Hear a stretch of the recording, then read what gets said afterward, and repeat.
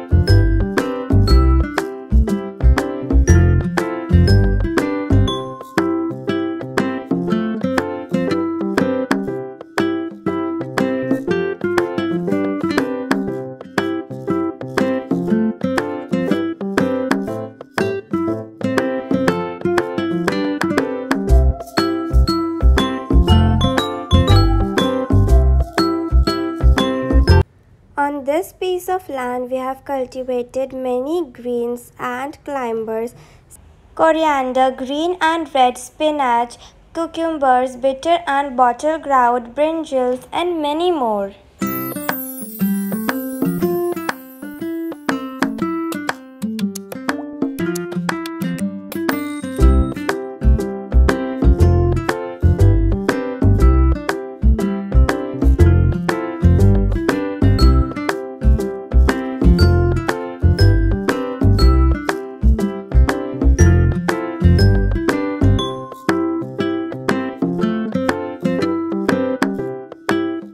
Along the road to our farmhouse, we also get to see huge brick factory in which bricks are prepared using traditional methods.